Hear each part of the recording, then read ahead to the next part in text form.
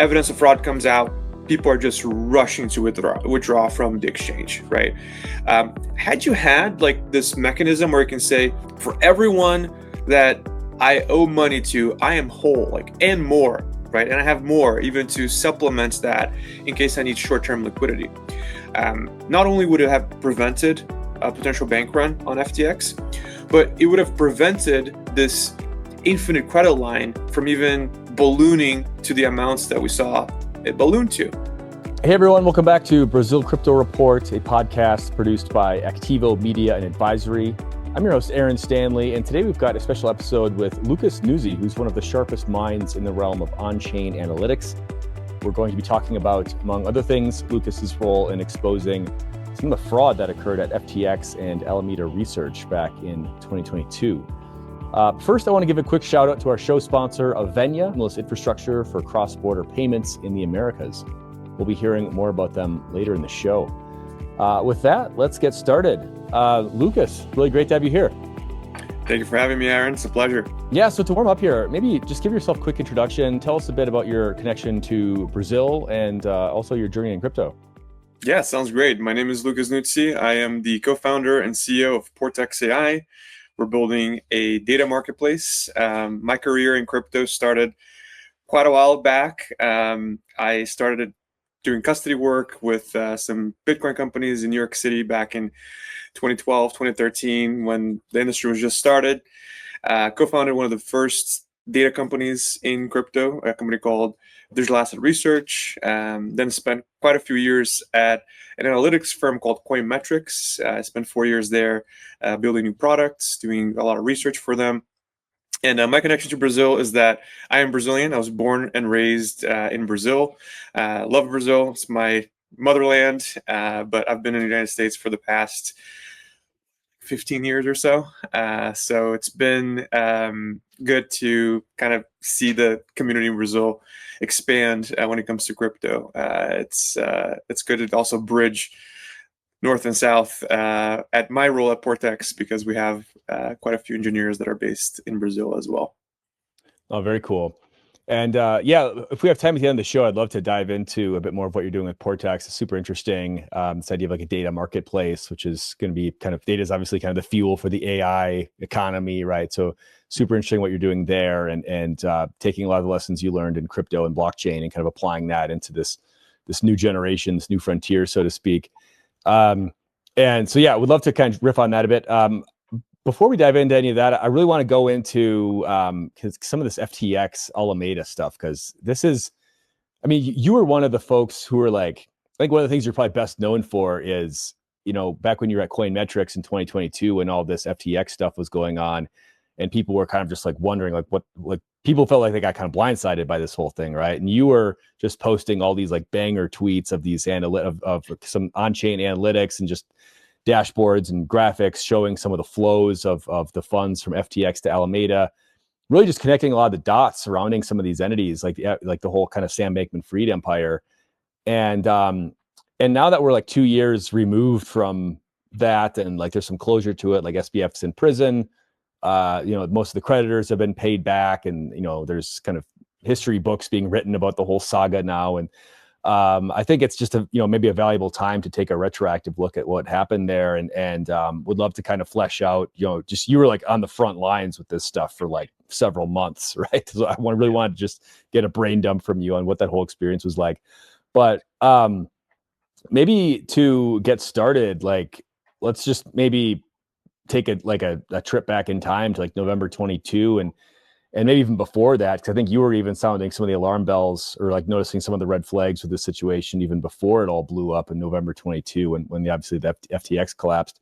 Yeah. But maybe kind of take us back in time to that period, and like, maybe just kind of set the scene for like, what were you like paying attention to? What were you noticing that maybe other people weren't at that time? And then how did that all kind of like progress? Yeah. So I think a common denominator in my career and the products that I build is to make data be more understandable and have something that is seemingly complex derive insights and analytics from it more easily. And at Coinmetrics, a lot of my focus was building these diligence tools, like tools that allow you to reason about what's happening in public blockchains more easily, right? So I built a tool with a team there called Atlas, which allowed us to understand the flow of funds in these blockchains a lot more easily. And you would think for something as simple as, who's sending money to whom in the blockchain, it's easy enough for you to reason about. But it's not. Blockchains, they're transparent. They're lauded by their transparency. But it's almost like you need to still decipher some of those data points that you're seeing happen on chain, because at times it's transparent, but it's not legible, right? You got to make it more legible. So a lot of my time at Coinmetrics was building these massive data products that allowed you to make blockchains more legible. And the story around FTX was very much a story about two entities that were in theory separate, right? Alameda Research, which was this hedge fund that dated back to 2019, and FTX, which was this exchange that was seemingly, different entities, but a lot of just commonalities in terms of ownership and infrastructure. And it is a story really of commingling of funds, things that were public in the blockchain that you could see and audit yourself for the longest time, but it wasn't easy enough for you to go there and actually see it. And my role in that whole mess, and that was in early November of 2022, was this realization that there was $4 billion of assets that were commingled between these two entities. And within a single transaction, within a single operation, there was this balance sheet murkiness between two entities that were seemingly supposed to be separate, but in reality was really not, right? So that triggered a whole lot of other things, other findings that we can talk about. But that was the first, public evidence that it was in fact fraud, right? That there was a lot of self-dealing happening between these two entities, where at a time when people were like, things are going to blow up, it's or there were people that were minimizing it and saying FTX is solvent. There was a lot of just confusion that was just brewing, and this was a transaction that was basically the proof that fraud actually happened, right? And things were about to get worse. So I was really overwhelmed, I think is the right word, about kind of the outcome, because I had, hundreds of people messaging me, like FTX users that didn't know what to do, because a lot of them had their life savings in the exchange. And here is this evidence of fraud that I was presenting publicly for the first time. And people were just freaking out because, a lot of them, their life savings, something that's serious, right? So that was really the start of a very painful month of November of 2022 for me, and really for the entire industry at the time. Yeah, absolutely. And so I mean, going back to that week, I forget like the exact dates of, but it was like everything basically occurred within like a week, or like even like 4 or 5 days, right? Where there was the balance sheet that was leaked, there was the CoinDesk article, and then like the next day, it's like, okay, like CZ and Binance is going to acquire FTX, and then all of a sudden they're not going to acquire FTX, and then like a day later they're filing for bankruptcy, and it's just like, whoa, that snowballed really quick. And there's such a fog of war, and things were happening so quick, nobody really knew what was going on. And it was like, is this just like an accounting error? Like, is this just sort of fake news? Like, what actually is this? And then you were the one that was really that started, like to your point, like you posted this evidence showing that no, like there's like, this is pretty like damning evidence that there's actual like wrongdoing, like fraud happening here. And I think like, I mean, that those transactions had been occurring for like years in advance. Also, this wasn't just like one isolated incident where they were sending, it was basically like a repayment of like Alameda funds back to FTX, right? It was like this $4 billion transaction, but there was like a whole trail of other transactions kind of, I guess, once you dove down that rabbit hole. Maybe talk a bit about like what else did you find like once you really dove into that? Yeah, it was really kind of the initial breadcrumbs to something that was systematic in nature and a lot bigger than just that $4 billion, right? You hear the word $4 billion in fraud, and it is insane. But it was just the beginning of what then the prosecution proved was this infinite line of credit between the two organizations. And we knew that the two entities, Alameda, this hedge fund, and FTX, were intrinsically connected. In a lot of ways, like the success of FTX, especially for like the high frequency traders, like their earlier clients are bringing in a lot of the liquidity, was really because they had this market maker fund that was attached to them, Alameda Research. And over time, the relationship between these two entities, the borders between this relationship just evaporated. They disappeared. We knew that Alameda owned technically a big chunk of FTX, and specifically the FTT token, right? Because FTX, following in Binance's footsteps, they released a token that carried all these benefits in using the exchange. It was kind of a way for them to bootstrap FTX. They launched this FTT token. And the FTT token was a 2019 vintage ICO, an initial coin offering from 2019, where Alameda Research was a major participant of, right? So they had these tokens back from 2019. We knew that there was a vesting schedule, meaning they got a lot of tokens. Those tokens were not credited into their accounts immediately. Like time had to elapse before that supply was allotted to them. And it wasn't until 2022 that it fully vested, meaning Alameda could now take this FTT and use it for whatever use case it wanted to. And what's really damning was that the moment that they got these funds, these $4 billion worth of FTT, they immediately sent that back to FTX, right, to repay something. It was a repayment. It was this out in the public maneuver between the two entities that actually happened the day before Sam Trabucco of FTX actually quit, or excuse me, of Alameda actually quit Alameda Research as the CEO. So all these things happened. It was kind of brewing that there was this commingling of accounts. And my hypothesis at the time, and it turned out to be true, right? And that there was a lot of just people calling it FUDs and not believing it, but the evidence was just so overwhelming that it turned out to be true. Was that Alameda Research actually blew up after Terra Luna, after Celsius, after this credit crisis that happened in crypto the year before. And it only survived because Daddy FTX was able to cover it. And it only survived because there was this commingling of balance sheets.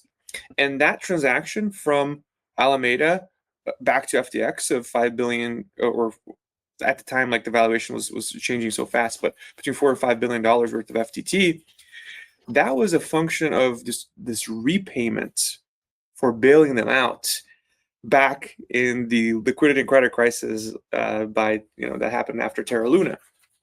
Had that not happened, Alameda was going to go down.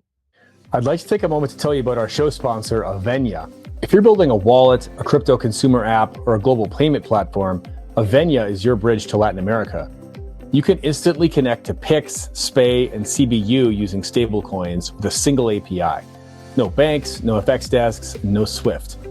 Head over to avenia.io to learn about how you can move money globally with full compliance and real-time settlement. Now back to the show. So they actually blew up during the earlier events of that year. So the Celsius, like Luna Terra blow up, right? So Alameda was caught up in that. Maybe, I mean, do we know like what happened there? Like how, like what was it that, were they just, do we have more details on like what actually happened with that implosion? And then, so they had to kind of cover that by tapping into this infinite line of credit from FTX in the form of user deposits, basically. Exactly. But like, do we know more about like how they actually blew up, and like maybe like when did that blow up actually happen? Yeah, it was really due to the fallout of Terra predominantly. So Terra was this algorithmic stablecoin that was backed by this massive reserve. You know, algorithmic stablecoins, they attempt to um, mirror like the price of the USD on the basis of its deposits. The underlying architecture of Terra was flawed from the beginning. Like it required the price of Bitcoin to continuously go up, which it did for a while until it didn't, right? Until markets correct. And, leverage has to be flushed. And then USDT or UST rather just blew up. When that happened, a lot of funds were impacted by it. Like Three Arrows Capital, for example, was notoriously just liquidated and just had to be shut down because of contagion from that event. And this is just like one fund out of just many different funds that at the time just blew up because of what happened. Now, once these shocks take place, it takes a few months for the world to understand their full extent, right? And we knew it was bad when Terra was blowing up. We knew that their counterparts were, the largest organizations in crypto. It was the largest funds, lenders in crypto. And in the middle of it all was Alameda Research. Alameda was part of that cohort of funds that very likely had some exposure to Terra or its counterparts that blew up. And when it didn't blow up, when in fact Sam Bankman-Fried was, touted as JP Morgan, right, bailing out some counterparts, trying to manage liquidity so that contagion wasn't that bad, it was this facade because people thought that, oh, here's a very responsible organization that did a lot of risk management and somehow is not being impacted by this liquidity and credit crisis. Turns out that was not true. Turns out they were actually very exposed, but instead of being honest about it, which would have repercussions for FTX, given that the two entities were just one in practice, they just decided to go the other routes and pretend everything was fine and just maneuver credit between the two entities and allow Alameda to really have, the prosecution later said, this infinite line of credit. And all of this is just pure logic, right? You can land in that conclusion at the time because Occam's razor, right? It's the simplest explanation for why it just blew up. And the challenge at the time was actually seeing the evidence. Like, how did this happen? And that transaction was it. That transaction was this. Here's evidence that there is this commingling, this infinite line of credit between the two entities. And that was, I think, what then led to a lot of the just subsequent cascading effects that, threw crypto back maybe 5 years. And we're still dealing with some of the fallout to this day, from even on a reputational standpoint of.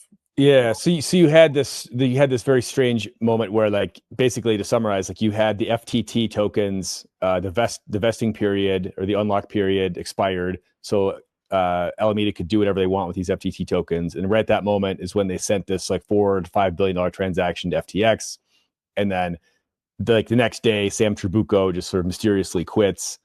And then I think Sam Bankman-Fried even tweeted something on, about like, oh, we're doing some like wallet reshuffling or something. It was some sort of like, oh yeah, we're just moving $4 billion, like, with it's just like a normal operation, right? With no, it was just so all these things just kind of happening simultaneously are, for you as like a, the on-chain guy, you're just like, okay, like there's something going on here that's strange, even before we know the extent of it, right? Do we know like when did they actually start like use it, or like as far as like on-chain evidence goes, like when do we know that they actually started doing this whole commingling where they're taking FTX user deposits and basically just providing that infinite credit line to Alameda? Yeah, we then did some subsequent analysis between the two entities because all that information lives transparently on a blockchain, right? It's just difficult to do that at scale. We're talking about, at times hundreds of gigabytes just of transactions they need to parse through and understand. The challenge there was identifying like when it first started, because by definition, Alameda and FTX, they were counterparts in that Alameda was the market maker for FTX. So there were transfers, billions of dollars of transfers between these two entities dating back to the founding of FTX. So retroactively, like we looked, okay, these are the addresses that belong to Alameda Research. These are the addresses that belong to FTX. Let's look at how these two addresses interacted over the years. And from the very beginning, we realized, okay, this dates back to its founding, right? It's part of like the foundation of this exchange is this relationship with Alameda Research. And there are some limitations when it comes to on-chain data as well, right? It's not the silver bullet because you need to supplement what's happening on the blockchain, like the flow of funds, with actual legal documents that establishes the nature of those transactions and the whys of those transactions, right? Because one could argue, oh, it's of course those two entities are intertwined. As a market maker, you're sending funds to the exchange all the time and receiving funds back to the exchange all the time. The difference is, are those funds part of a quid pro quo loan, or is just part of just doing business? It's part of market making. You can only decipher that looking off chain, right? You can always look at those transactions, but you need some additional artifacts to say, okay, this was part of, just regular business. This was part of something deeper. I think the relationship between those two entities, it never really had that separation. And we're talking about flows between them to the tune of, dozens of billions of dollars over the years.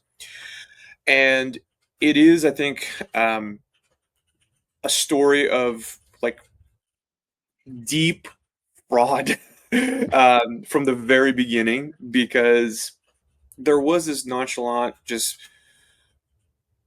very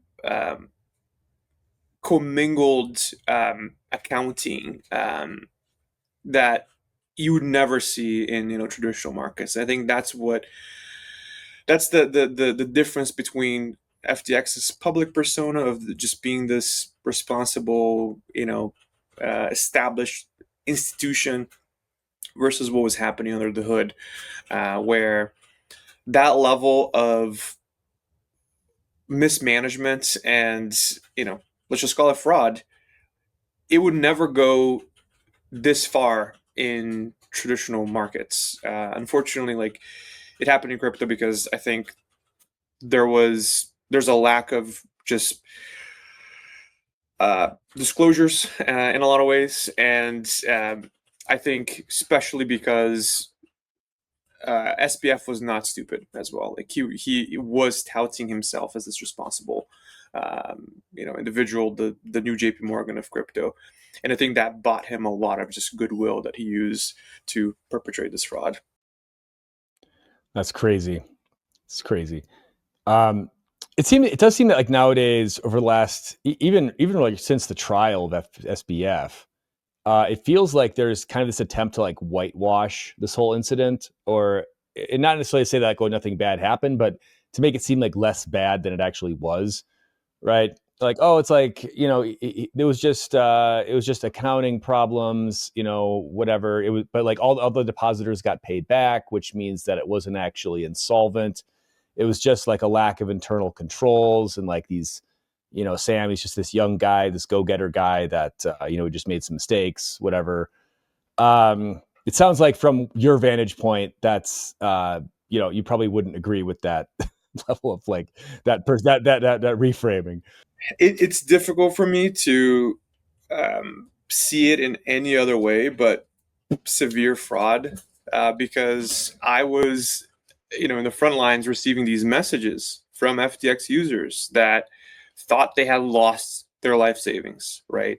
We're talking families, we're talking people that, maybe put way too much money into crypto irresponsibly, but now they're just desperate, right?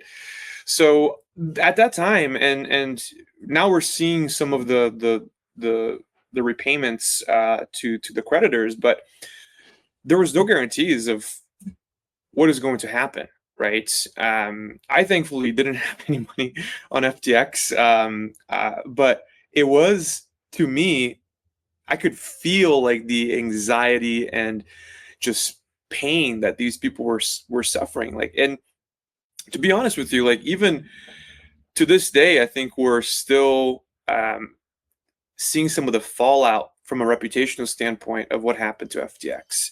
And I think it all traces back to fraud. I think there's no other way of characterizing it.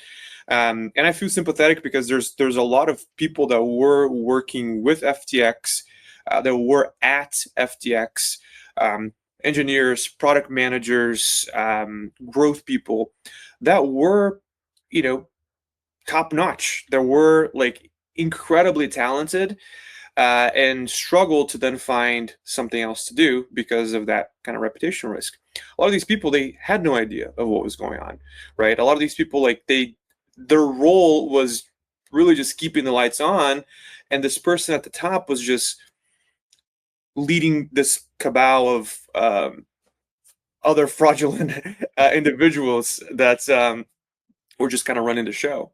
So I feel sympathetic towards the people that worked at FTX and that, were incredibly talented and then didn't really have anything to do with the actual fraud. And I think that is part of the motivation to minimize what happened to FTX.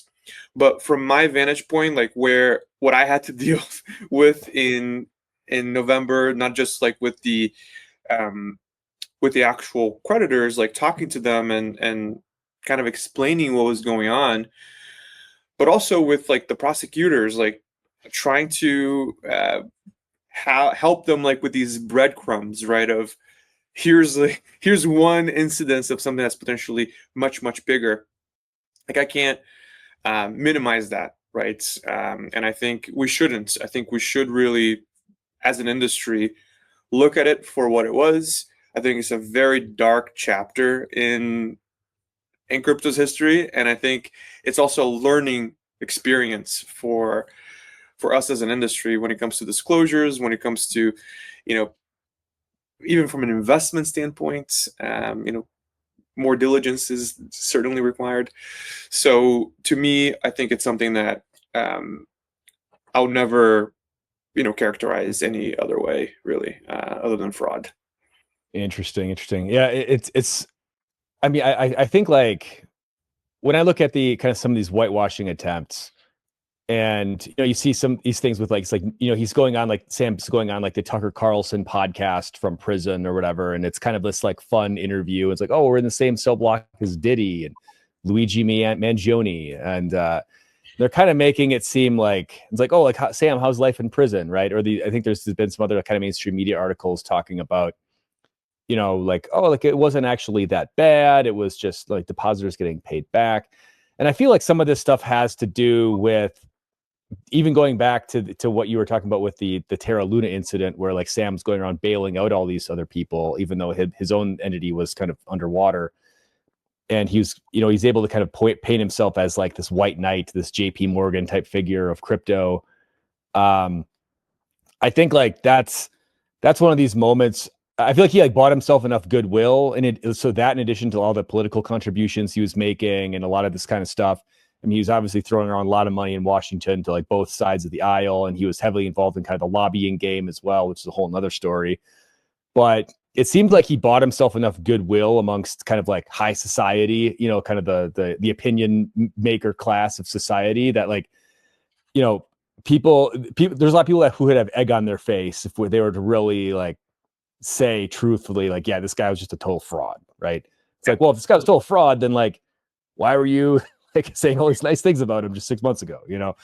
And it's kind of like, I mean, maybe it's not dissimilar to this whole like Joe Biden, like mental, like, you know, deterioration situation where people are like, now everyone's coming out with these books of like, oh my gosh, this big scandal. But it's like, well, why didn't you, like 6 months ago, you said he was fine. And now, right. you know, like, Yeah. you know, it's so I don't know, like I would just be interested in your perception on that. Like, is it just like, did Sam just do such a good job of kind of permeating this kind of like elite, like kind of, you know, narrative shaping class of society where like these people, they just don't want to acknowledge that they were wrong about him? Yeah, I think to his credit, I think he understood the deep structures of power that lead to policy outcomes, especially in the United States, right? And he was a master at navigating this political, you know, self-dealing through donations, right? He notoriously donated to, you know, Joe Biden and several other politicians. And I think this was kind of the beginning, unfortunately, of the politicization of crypto as an industry. Because obviously you had, you know, having been in the industry for a while, like you had people literally in all sides of the political spectrum. Obviously, a technology like Bitcoin was a lot more, the OGs, like, obviously were a lot more like libertarian, but there were like self-proclaimed communists that I interacted with, like in New York, like back in the days. Like it was something that to me was kind of what brought people from different sides of the political spectrum together.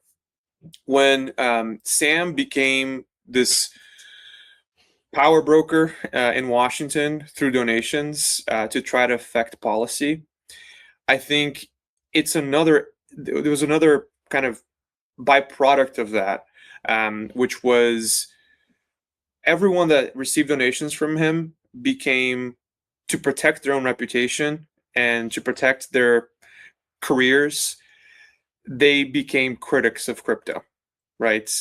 They became, it swung to like the other side, where in order for them to detach themselves from Sam and FTX and just fraud, they just blanketed crypto as this just fraudulent industry, right? And it's how politics ends up working. Unfortunately, you know, they portrayed it as, you know, being deceived by SBF.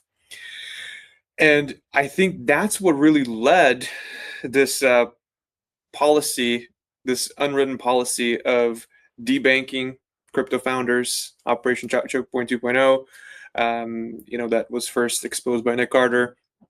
It really began this wave of just unfriendliness towards the industry, which is a second order effect that I think few people appreciate. You know, me as a founder operating in the United States, you know, starting a company in crypto, it was hell on earth.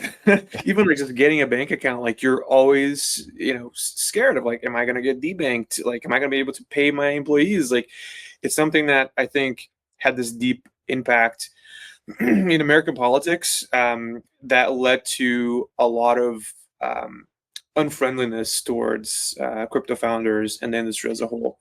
And part of it is, you know, I think just in the public eye, public perception, because of just the high profile nature of the FTX blow up, and everyone kind of, Giselle and Larry David and all these celebrities kind of having to save grace. But also because, you know, under the hood, there was a lot of just policies and unwritten rules that were an attempt to separate a lot of these politicians from, you know, SBF as a donor and political ally. Yeah, that makes a lot of sense. And I think, I mean, going back to one thing you mentioned earlier, talking a bit about some of the lessons learned from this whole situation. And I think one of the things that surprised myself, and I think a lot of people, about the FTX collapse was like, wait a minute, this isn't just some random startup, right? This is like, you have the biggest name VCs investing in this. I mean, they're raising, I think their raise was like they raised 420, 69 million or whatever. Like, it's kind of like mimetic number, whatever. These guys are raising hundreds of millions of dollars from like the biggest name VCs. They raised money from like Temasek, the Singapore sovereign wealth fund. And it's like, these aren't people that just throw money at just random crazy stuff, right? These guys are like, I actually know one of the guys at Temasek who was telling me about he's like, people say we didn't do diligence. No, we did like a year's worth of diligence on these guys. And like, we didn't find the fraud. Like, we didn't see it, right? And I think that's one of the questions a lot of people has, like, how does something this massive just go unnoticed in due diligence processes, right? Like, these aren't, the people working in these funds like aren't stupid, right? Like, I mean, hopefully not anyway, but like, they have processes, they have their investment committees, like these things exist for a reason. They're not just throwing money. This isn't like, angel seed round investing where you're just throwing money at crazy stuff and like, hey, maybe it works, maybe it doesn't. But like, I mean, what was the disconnect here? Like, what was the gap? Like, how did all these guys who are supposed to be like the smartest guys in the room just like totally miss this? Yeah, I think it's a tragedy of the transparency of blockchains, and also I think some of the limitations of traditional due diligence processes. Because what happened here was really this commingling of accounts that were out in the open, right? You had these addresses that belong to Alameda. You have these addresses that belong to FTX. What's being portrayed outside of the blockchain can be completely different, right? And you can do a lot of diligence on the team. You can do a lot of diligence on like the business structure, like the legal structure. You can go through the full due diligence process, but if there's nothing that can anchor what you're saying with reality, and in crypto, unfortunately, that's the tragedy of transparency in crypto, right? It's transparent, but it's difficult for you to like reason about, especially if you're operating under a more traditional due diligence framework. And I think that's what ended up happening. You had this, I think, failure of identifying these red flags that were out in the open from the get-go. And to their defense and credits, like a lot of these traditional institutions that were investing in FTX, they saw in FTX this massively profitable business, right? And it was right as an exchange, like amazing UX, really great APIs to work with. As a product, they did a fantastic job. And this is, to my earlier point about like having, real stars in that team, just building those things without really understanding that there was a fraudulent, like overarching structure behind it. But I think for a lot of people from the outside, it was difficult to attach the two and kind of get those red flags. Those things, like even before, my thread on X, like those things were out in the open, right? Someone could have like audited the 2019 ICO contract from FTT, like extrapolated some functions there and say, oh, this is going to invest at this point in time, and it's going to go to Alameda Research, right? It takes like reasoning a lot of times to connect the dots between what's happening on chain, what's happening off chain, and reason about like these two very different, data sets. And, it's part of like the reason why I think the ways that we're going to deal with data are going to fundamentally change. A huge motivation for me to start Portex was this idea that the way that we reason about data, the way that data is commercialized today will have to change, because we can't expect everyone that's doing diligence to have access to this level of like reasoning and connecting the dots. And we know that it's a problem with data, right? It's something that data could have helped us identify the problem earlier on. And because of, public pressure, like maybe Alameda Research and FTX would do something like proof of reserves, right? Like actually show, okay, these two entities, here's what they own, right? But I think it's it's a data problem, because if it took me, a few days to kind of put all these things together and realize what had actually transpired, you can expect, every counterpart to be able to spend the time and resources doing the same thing, right? So this is why I think it is, a lot of it is like a function of tooling, of having better data that people can access and have insights about on this data. And then I think AI is going to really, really help this like not happen again, right? Because we should still promote the transparency of blockchains, but there needs to be this kind of analyst in the loop, keeping things in order and really reasoning about things for what they are. If it's funds that belong to Alameda and not FTX, that should be something that any third-party observer that's doing diligence on them, or want to see if they want to do business with them, or want to even use the exchange as a service, that's something that they should be able to have access to. It's information that they should be able to potentially purchase and make their own decisions. So I think this is going to be, I think we're going to, in 10 years, like we'll look back as this kind of pivotal moment for crypto, because there is a lot of focus now on public disclosures, right? On things like proof of reserves, which, myself and many others in the space have been champions of, where if you have my money because you're an exchange, show me you actually have it. Show me you're solvent, right? And blockchains provide the perfect way to do that. Blockchains provide not only, differently than just a traditional company where it's like, here's my balance sheet, trust my accountant. It's a third-party accountant. And no, it's like, here's the actual address, and here's my signature saying that I control this address. It's the ultimate proof of ownership, right? And I think this event, maybe we'll look back and we'll see, hey, this had to happen. It had to be something that occurred so that crypto, as this transparent technology, could actually take off and become this really big facilitator of better, more responsible financial systems. That's at least my hope. Maybe I'm being too optimistic, but I think this is going to be ultimately this problem with data that will be solved, and will not allow this from ever happening again, hopefully. Yeah, and it's a great point, and I think, I mean, one thing that's just kind of crossing my mind as you're saying all this is that, I mean, this whole idea of like, like blockchains are transparent and they're auditable and you can track the transact. This has been kind of the main like talking point of crypto blockchain promoters for, dating back years, right? Back to, the early days, right? And, I think one of the limitations of this from what you're describing is like, yeah, the data is all there. Like anybody can like theoretically go and look at it, and like anybody could have theoretically gone and looked at these transactions just the way you did and uncover this stuff. Like, but how come nobody did, right? Like if it's so easy, if it's so traceable, if it's so, just readily transparent for anybody to go see, how come nobody saw it, right? How come it took like you, an expert who like lives in the world of on-chain data, it took you like several days to go and find all this stuff? It's like, it's like the proverbial kind of needle in the haystack, right?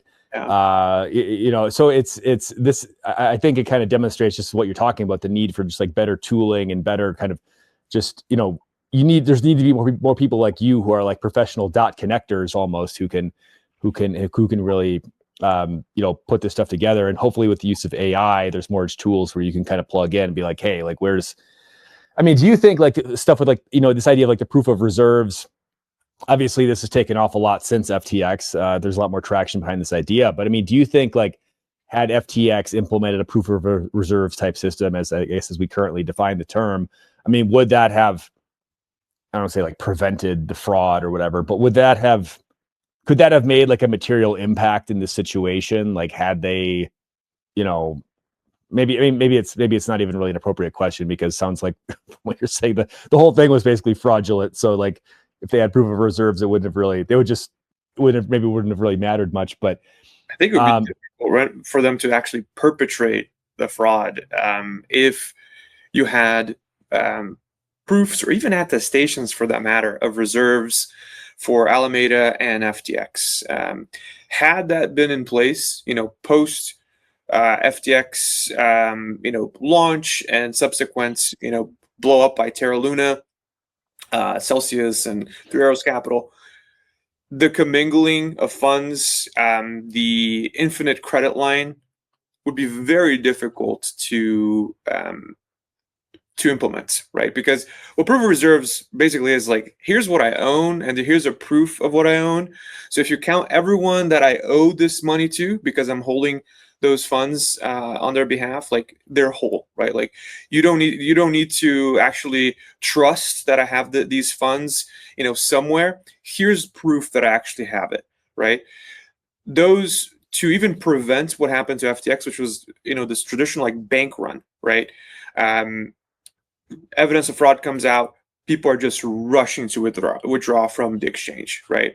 Had you had like this mechanism where you can say, for everyone that I owe money to, I am whole, like, and more, right? And I have more even to supplement that in case I need short-term liquidity. Not only would it have prevented a potential bank run on FTX, but it would have prevented this infinite credit line from even ballooning to the amounts that we saw it balloon to, right? So I think it would facilitate a lot more transparency in the space. And my hope is that this starts getting implemented at not even like for crypto companies. Like in the beginning, I think it would take more to push proof of reserves. But I think for treasury companies like this, there's this new meta, right, of Bitcoin treasury companies. And none of them are, being fully diligent, in my opinion, about proof of reserves actually showing like improving how much they have of Bitcoin at a point in time. And I think in order to prevent these problems, they will be required to do this. I think it needs to come from the top. And a lot of these mandates, I think, will fit into consumer protection in a way that it's much more robust than traditional consumer protection as we see it, because it's the proof, right? It's a cryptographic proof that you hold it. It's not an attestation by a third party that you do it. It's like the proof. So I really see this as the future. And you combine proof of reserves with, a data set that shows the flows between those two entities that you can purchase on Portex and actually see exactly, what's happening between those two entities. It's something that I think will drastically change the diligence landscape and will prevent this from happening. Potentially not even just in crypto, but in markets more broadly. I think this is how you prevent bank runs and this level of like fraud with Madoff and SBF style fraud. You just won't be able to perpetrate these things anymore because of the power of the technology itself. So I'm super excited about it. And I think AI like allows you to have this analyst in the loop at a much lower price point, where it's going to be very difficult to, I think, perpetrate something like of this scale again in the future. Interesting. Well, that's encouraging, I guess, if nothing else. And yeah, I think being able to kind of like replicate, minds like you in sort of an AI agent format that's able to kind of sleuth for some of these things on chain in ways that, like a human it's just too time consuming or too laborious to do. That makes a lot of sense. And hopefully I'm sure there's still gonna be new ways to defraud people, but hopefully this mitigates like a major attack vector. Like you mentioned that after you posted this thread kind of revealing all of this back in November 2022, you started getting like hundreds of DMs from people, and it sounds like you were working with even like some of the law enforcement and the prosecutors and probably other like kind of public sector folks as well. Maybe talk a bit about like just what was that whole experience like, and what was that like for you personally? What was maybe like kind of peak craziness of that period? Yeah, it was. I think it was the highest of highs and the lowest of lows in a single month, because when I remember when I found out about, like, when I connected all the pieces, like I was like literally in this on this desk, and no one was at home, and I had this realization. I'm like, oh, Alameda just like with this transaction, it actually closed the loop. It sent those funds back to FTX. Like it was kind of this whoa moment, um, and I was just trying to ask myself, like, why would they do that? And I was talking to my dog actually. I was like, in computer science and programming, there's this concept of like rubber ducking, where if you have a problem and you want to find a solution for it, you just talk to like this, rubber duck, and you explain it to the rubber duck, and that helps your own reasoning. So I was doing that with my dog, and I'm like, they sent the funds back because they're bailing them out.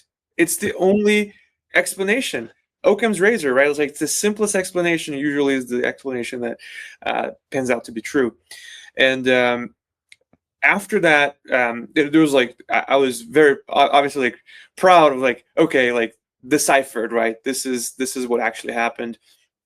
Highest of highs at that time.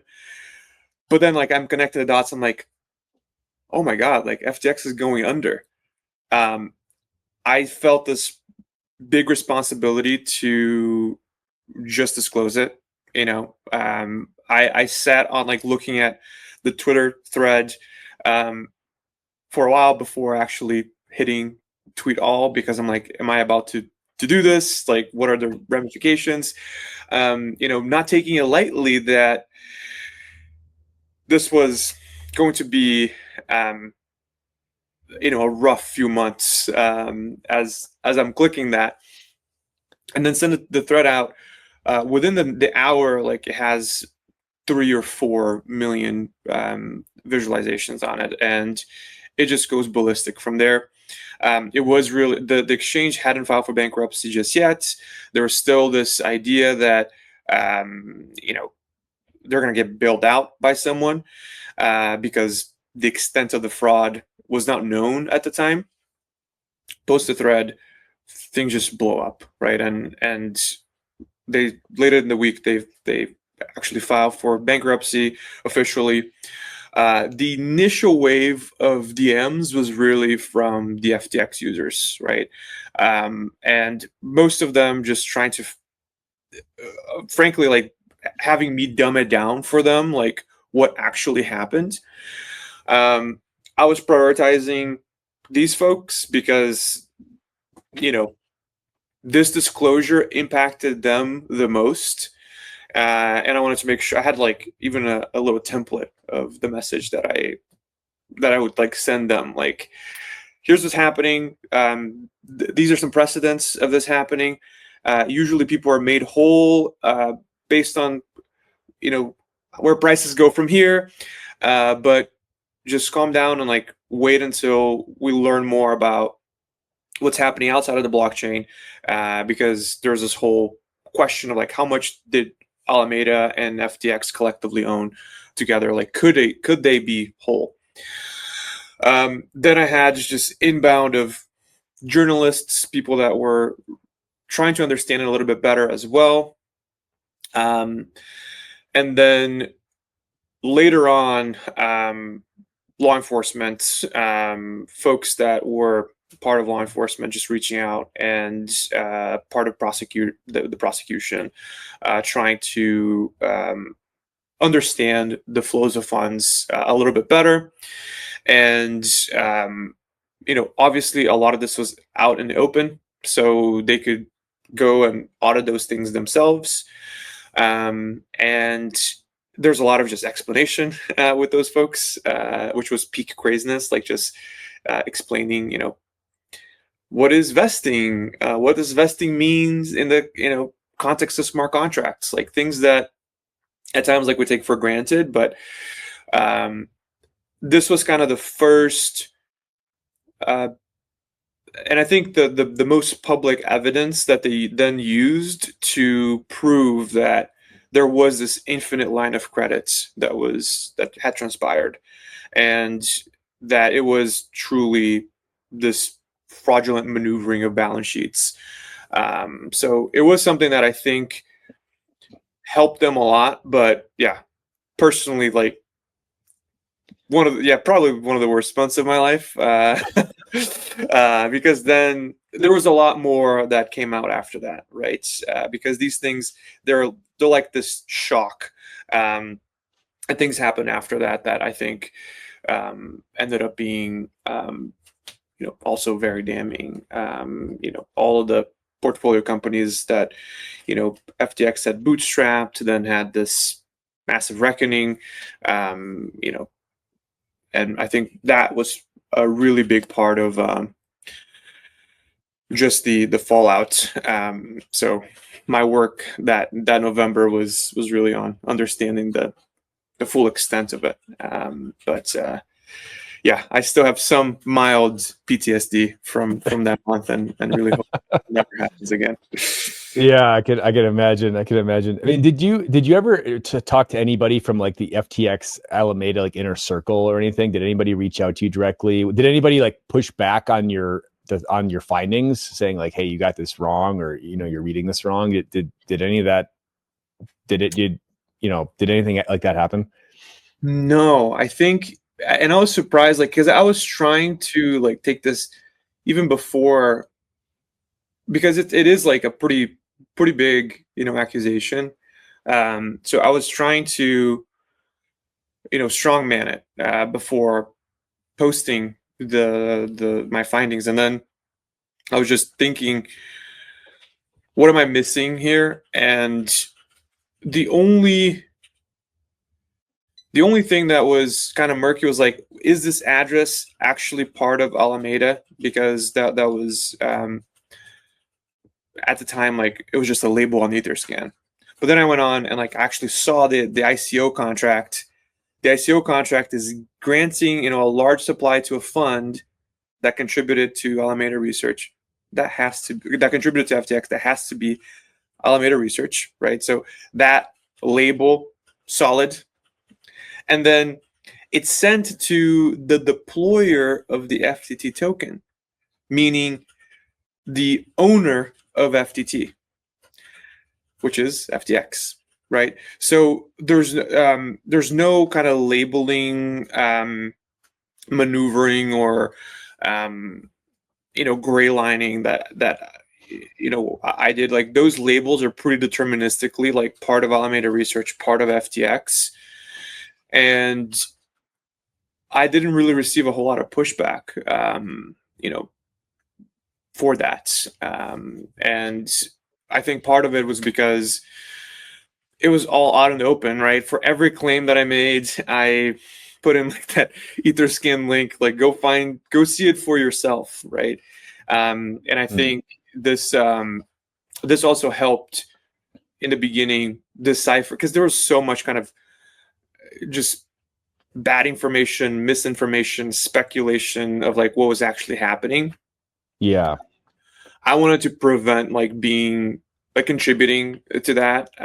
So for every claim, I'm like, okay, strongman it. Like, here's the Etherscan link, here are the disclosures, here's the contract from the ICO. Like, put all these together, and I don't think there are two, data scientists, analysts in the world that like seeing all those facts on the blockchain combined like wouldn't end up with the same conclusion. So to me, that was something that became kind of irrefutable, and thankfully it contributed to showing factually that there was this commingling of accounts that then led to this infinite credit line in practice, that then led to this full situation just blowing up all at once. So wow, what an experience, man. That's crazy. That's like that's a really incredible story. And yeah, it's on one hand, it's like you're must be like very proud of yourself, like, wow, you helped take down the bad guy. But then at the same time, like, oh man, like that was like really unpleasant season of life, presumably the months following that. I don't know, I mean, maybe just to wrap up here, like what's one thing, or maybe, one or two things that you think, when looking back on the FTX collapse and this whole saga, and we're kind of we're at the point now where like this is sort of, people are trying to like write their own various histories of what actually happened and whatnot. And I feel like this is the type of thing where it's almost like the JFK assassination, right? Where there's still people writing books, 60 years later, but like what actually happened with JFK assassination, whatever. And I feel like I still feel like there's a lot of the FTX story that has not actually been told, even though there's been books written about it. There's been a trial. I still feel like we don't know like the full story. So maybe kind of an open question. I mean, is there something is there still things, maybe like untruths about this whole situation that people are still clinging on to, that are still in the public narrative? Or are there still things that are there what are the things that we don't know that we should know at this point? Or like, what are sort of like the big sort of missing pieces of the puzzle that, somebody's gonna have to piece this all together eventually? Yeah, that's a great question. I think right now at this point, we know I think we know from a financial standpoint everything that we need to know, right? Uh, from a kind of this fraudulent operation standpoint, like you can trace back like everything that's happened. And I think one thing that I'm fascinated by, and I think it's kind of this cautionary tale, and around this cult of personality around SBF, is the how, right? I'm deeply curious about how someone like Sam was able to kind of maneuver his way and schmooze his way to the highest spheres of power, and while at the same time like perpetrating something that was frankly at the same time like an amazing product, an amazing user experience, API, like by all measures like a really great exchange, while at the same time operating this fraudulent like fund, right? That was relying on credit from this other entity. um, I think it takes like someone to be very smart to be able to maneuver um, kind of this political mess in the United States, and to be able to reach that level of power and public admiration, while at the same time actually kind of delivering on product.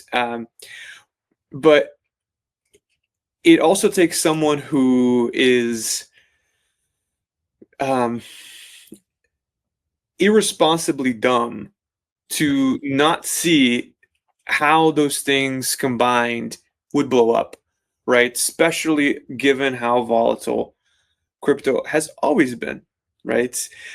So in kind of the decision matrix, like if you're to sit like where he was sitting, like when that started happening, you can see like how you can perpetrate this, like markets going up. Very difficult to continue it as markets go down, and markets go down, right? So to me, understanding like this, the psyche of Sam, like as those decisions are made, I think it's interesting because it's this kind of timeless cautionary tale. I think some of it is probably like very philosophical, like there's been criticism now of like effective altruism, being a facilitator of like the ends justify the means, and I think there's a lot there that it's more on the sociology, psychology of decision making that is just fascinating, and there's a lot there that we don't know, that it might take Sam spending a lot of time in jail and reflecting upon this, and maybe being more honest about rights and wrongs in the future, kind of revealing this, because yeah, a lot of it like lives in the man's head, and it might take some reckoning and self-reflection to come out. But from kind of a technical and like financial standpoint, I think we know everything we do now, and I'm not too curious about that aspect of it anymore. I think it's been kind of exhausted. But yeah, there's a lot about the motivations that are still fascinating. Yeah, and I think I think the motivation that's probably the most fascinating part to me as well, is understanding like some of the motivations and like who's all kind of involved in this, influencing Sam to some degree. And like you look at his parents, and like his parents were sort of heavily involved in the operation. Like his dad was like this tax structuring expert, and then his mom was kind of this, like she think she was like raising money for Elizabeth Warren or something. She's like this very like progressive political bundler donor type person. And it's like once you start seeing all these connections and you're like, okay, it's like there's something more going on here than like than maybe just the numbers can tell us, And I don't feel like we have, and then it's like, that there's this so like tinfoil hat conspiracy theory stuff, but it just feels like I don't feel like we fully understand like the full scope of this. But yeah, to your point, like it all lives in Sam's head, and like I don't think we'll ever know until he, just comes out and decides to tell us, or if that ever happens. Um, but anyway, but Lucas, I really appreciate your time. Thank you for coming on just to share the story, and I really feel really honored that you. I realize you're trying to like move on with your life to new things. At this point, you've got a new company doing totally different work now. So I appreciate the fact that you took the time to kind of come on and relive this moment of history with us. But just wanted to turn it back to you for any like final thoughts on on this conversation, like what you're working on now, how folks can find you, any of that. Yeah, no, this was a traumatic moment in not only my life, but like a lot of people's lives in November 2022. But yeah, it's something that I think we need to evaluate for what it is. We should not, try to reframe it or whitewash it. I think it would kind of undermine the lesson of the time. This was a huge motivator for me to both understand the powers and limitations of blockchains, especially as it relates to data. It was a huge motivator for me to start Portex. So Portex is this data marketplace. It allows you to purchase data more easily. I think what happened with FTX was really this data gap in a lot of the people that were doing diligence, a lot of the people that were celebrating Sam. Like, I think had they known the extent to which those two organizations were really just one, it would not have ballooned to the size that it ballooned to. And I think that's fundamentally a problem with data accessibility, right? So huge motivator for me to have data flow more easily, data that's curated, that's expert reviewed, to be transacted more easily. And this is why I started Portex. We're about to release a lot of research about how we're actually building this, making data this explicit asset that can be exchanged more easily, so that we have better outcomes for the industry as a whole. Like when it comes to diligence, when it comes to even having these models, these AI models that are trained to identify those connections, right, between entities that might suggest fraud or red flags. I'm very optimistic that if you have the right data, you can train the right models, you can solve these issues. The problem really is on finding that right data and defining like what that right data is.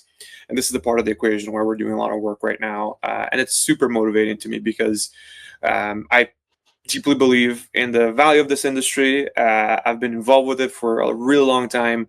I wanted to succeed. I think a lot of it relies on this merge of crypto and AI when it comes to diligence, when it comes to better understanding of the blockchain as a whole, when it comes to even reasoning and interacting with activity that's happening on chain. So this is a lot of what we're building today. You can find out more about our research by going to our Twitter, Portex AI.